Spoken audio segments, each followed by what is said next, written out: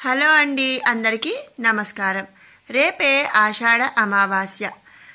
దానితో పాటుగా గురువారం పుష్యమి నక్షత్రం. మనం ఈ వీడియోలో మరి ఆషాఢ అమావాస్య యొక్క విశిష్టత ఏమిటి, గురువారం అలాగే పుష్యమి నక్షత్రం రావటం యొక్క మరి ఆ రోజు విశిష్టత, ఆ రోజు ఏం చేయాలి, దీంతో పాటుగా ఈ ఆషాఢ అమావాస్య రోజు ఏం చేస్తే మనకు మంచిది అనే ఎన్నో విషయాలు ఈ వీడియోలో అయితే మనం తెలుసుకుందాము. ఆఖరి వరకు కూడా స్కిప్ చేయకుండా చూడండి. ఎంతో మంచి వీడియో అయితే మనం చూడబోతున్నాము. భాను సప్తమి అలభ్య యోగములు అని కొంత ఉంటుందండి. అది ఏంటి అంటే ఆదిత్య హస్తే గురు పుష్య యోగే బుధానురాధ శనిరోహిణీచ సోమేచ సౌమ్యం భృగురేవతీచ భౌమాస్మని చామృత సిద్ధి యోగాః.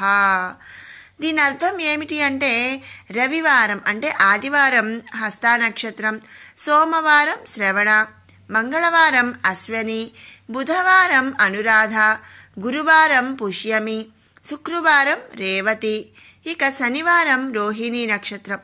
ఇలా ఈ వారాలలో ఈ నక్షత్రాలు వచ్చినప్పుడు అమృత సిద్ధి యోగం అని చెప్పి మన ప్రసిద్ధి అన్నమాట. ఈ రోజులలో చూసే ఉపవాసాదులు మరింత సిద్ధిస్తాయన్నమాట.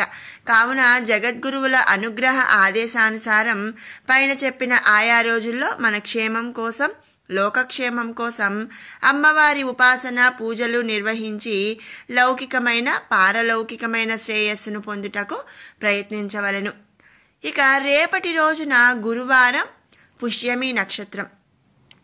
ఈరోజు ముఖ్యంగా దుర్గా సప్తసతి, అలాగే లలితా సహస్రనామములు, సౌందర్య లహరి, విరాట పర్వం, దుర్గాస్తుతి, దుర్గా చంద్రకళాస్తుతి, మహిషాసుర మర్దిని స్తోత్రం, అభిరామి అంత్యాది, సప్తశ్లోకి, నామత్రయ జపం. వీటిలో ఏ ఒక్కటి చేసినా కూడా ఆ తల్లి అనుగ్రహం అనేది మనకు కలుగుతుంది. ఇంతేకాకుండా రేపటి రోజున మరి ఆషాఢ అమావాస్య కూడా మనకు కలిసి వచ్చిందనమాట. అసలు ఆషాఢ అమావాస్య అంటే ఏమిటి, ఈ రోజు యొక్క ప్రత్యేకత, అలాగే మరి ఈరోజు ఏం చేస్తే మంచిది అనేది మనం ఇప్పుడు తెలుసుకుందాము. ఆషాఢ మాసపు అమావాస్య నక్షత్ర అమావాస్య, అలాగే చుక్కల అమావాస్య అని చెప్పి అంటారు.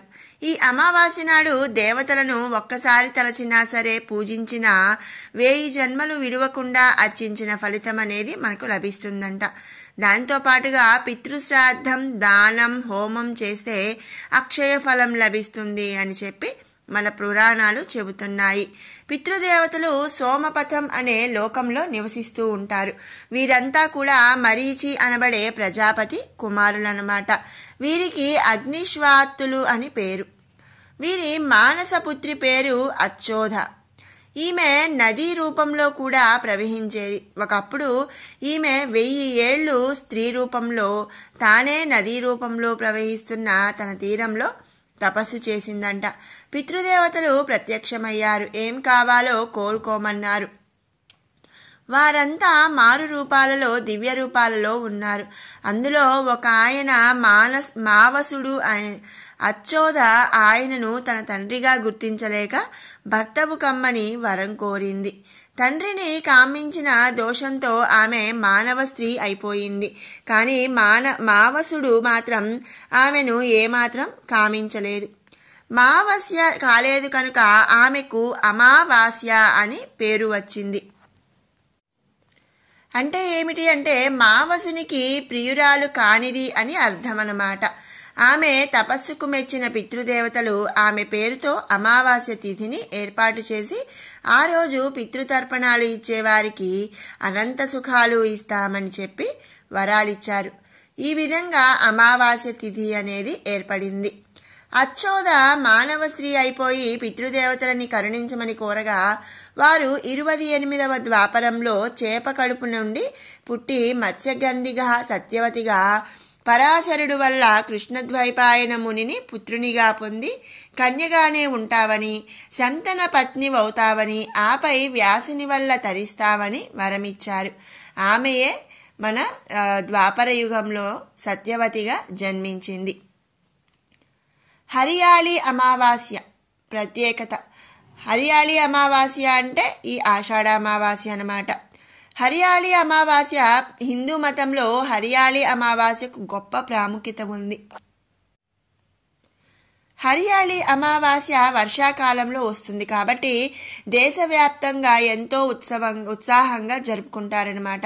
హరియాళి అమావాస్య యొక్క ఈ పవిత్రమైన రోజున పరమశివుడిని ఎంతో భక్తి మరియు అంకిత భావంతో పూజిస్తారు. అమావాస్య అంటే అమావాస్య కాదు, మరియు హరియాళి అంటే పచ్చదనం. కాబట్టి హరియాళి అమావాస్య శ్రావణ మాసంలో ప్రతి చోట పచ్చదనంగా ఉంటుందన్నమాట. హరియాళి అమావాస్య యొక్క ఈ పవిత్రమైన రోజున రాధాకృష్ణుడిని పూజిస్తారు. మరియు భక్తులు ప్రత్యేక దర్శనం కోసం వివిధ రాధాకృష్ణ దేవాలయాలను కూడా సందర్శిస్తారు.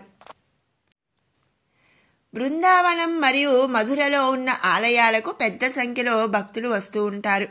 బాంకే బిహారీ దేవాలయం వివిధ రకాల పూలతో అలంకరించబడింది మరియు ఇది ఫూల్ బంగ్లాగా కూడా ప్రసిద్ధి చెందినదన్నమాట. ఆలయానికి వేల సంఖ్యలో భక్తులు తరలి వస్తారు. శివుని ప్రముఖ ఆలయాలు కూడా పూలతో అలంకరించబడి ఉంటాయి మరియు భక్తులు శ్రావణ మాసంలో భగవంతుని దర్శనం కోసం ఆ ప్రదేశాలను సందర్శిస్తారు. హరియాళి అమావాస్య పండుగ శివునికి అంకితం చేయబడింది. భక్తులు నిండు భక్తితో పరమశివుణ్ణి పూజించి దేవుణ్ణి పూజిస్తారు. అలాగే దేవుని యొక్క దీవెనలు పొందుతారు. హరియాళి అమావాస్య నాడు శివుణ్ణి పూజించిన ప్రజలు అన్ని సమస్యల నుండి విముక్తి పొందుతారని మరియు శివుడు వారికి ఆనందం అలాగే శ్రేయస్సును ప్రసాదిస్తాడని భక్తుల నమ్మకం. ఇది ఆషాఢ అమావాస్య యొక్క ప్రాముఖ్యత, అలాగే ఆ రోజు పూజించవలసిన దైవం. దీంతో పాటుగా గురు పుష్యమి సంయోగం రోజు చేయవలసిన పఠించవలసిన స్తోత్రాలు. మీకు ఈ వీడియో ఉపయోగకరంగా ఉంది అనుకుంటే దీనిని లైక్ చేయండి, అలాగే షేర్ చేయండి. దాంతో పాటుగా మన ఛానల్ని మరిన్ని మంచి వీడియోస్ కోసం సబ్స్క్రైబ్ చేసుకోండి. మరొక మంచి వీడియోతో మళ్ళీ కలుసుకుందాం. Thanks for watching.